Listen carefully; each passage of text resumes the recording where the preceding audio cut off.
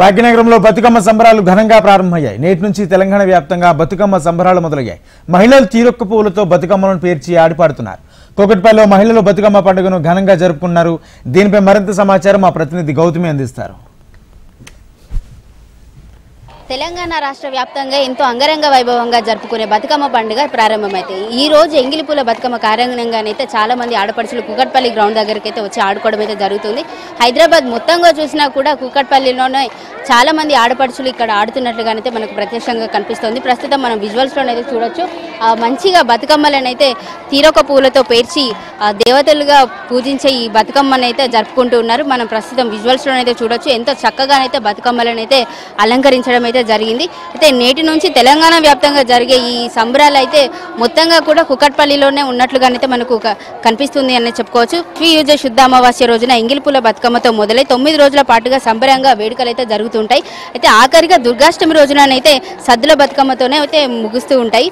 ఒక్కో రోజు ఒక్కో నైవేద్యంతో 9 రోజులు సమర్పించే నైవేద్యాల్లో మొక్కజొన్నలు, జొన్నలు, సజ్జలు, మినుములు, శనగలు, పెసర్లు, పల్లీలు, నువ్వులు, గోధుమలు, బియ్యం, బెల్లం, పాలతో చేసిన ప్రతి ఒక్క నైవేద్యాన్ని కూడా గౌరీమాతకైతే సమర్పిస్తూ ఉంటారు. బతుకమ్మను ఒక్కో రోజు ఒక్కో పేరుతోనైతే పిలుస్తుంటారు. ఈ రోజు అయితే ఎంగిలిపూల బతుకమ్మతోనైతే ప్రారంభమైందనే చెప్పుకోవచ్చు.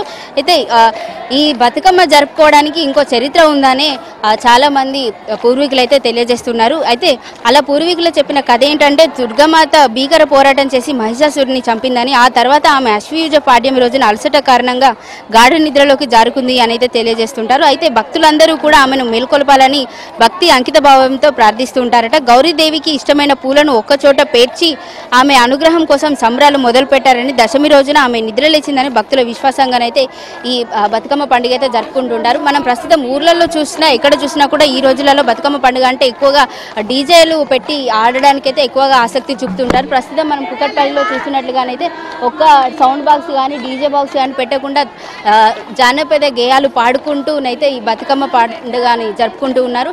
తమ జానపద గేయాలతోనే ఆటపాటలతోనైతే ఈ బతుకమ్మ ఆడుతున్నట్లుగానైతే ప్రస్తుతం మనం విజువల్స్లోనైతే చూడొచ్చు. చాలా మంది మహిళలు అయితే ఇక్కడికి గ్రౌండ్ దగ్గరికి వచ్చి బతుకమ్మనైతే ఎంతో అంగరంగ వైభవంగా అయితే జరుపుకుంటూ ఉన్నారు.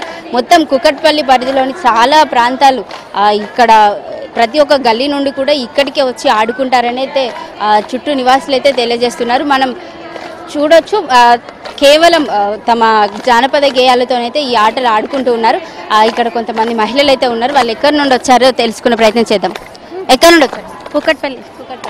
సో ప్రతిసారి ఇంతే అంగరంగ వైభవంగా జరుగుతుంటాయా? ఈసారి మీరు చూసినప్పటి నుండి ఇప్పటికీ ఏం చేంజెస్? ఎప్పుడైనా ఇంతే జరుగుతాయి. తెలంగాణ వచ్చాక 10 సంవత్సరాల నుంచి ఇంకా ఎక్కువ ఆడుతున్నారు. సో చూసారు కదా, మొత్తం నగరంలో చాలా వరకు చూసుకున్నట్లయితే ఇక్కడ ఈ మధ్యలోనైతే సౌండ్ సిస్టమ్లు కానీ డీజే బాక్సులు కానీ ఎక్కువగా అయ్యాయని చెప్పుకోవచ్చు. ఇక్కడ 10 సంవత్సరాల నుండి కూడా ఇంతే అంగరంగ వైభవంగా కూకట్పల్లిలో ప్రాంతంలోనైతే బతుకమ్మ పండుగ జరుగుతుంది అనేది ఇక్కడ చుట్టూ నివాసులు అయితే తెలియజేస్తున్నారు. మొత్తం పండుగ వాతావరణం అంతా కూడా ఎంగిలిపూల బతుకమ్మ రోజే సద్దుల బతుకమ్మ వాతావరణం అయితే ఉందనే చెప్పుకోవచ్చు. కూకట్పల్లి మొత్తం కూడా పండుగ వాతావరణం కూకట్పల్లిలోనే ఉందని చెప్పుకోవచ్చు. వీడియో జర్నలిస్ట్ మల్లేష్తో Gautami reporting from Hyderabad, HM TV.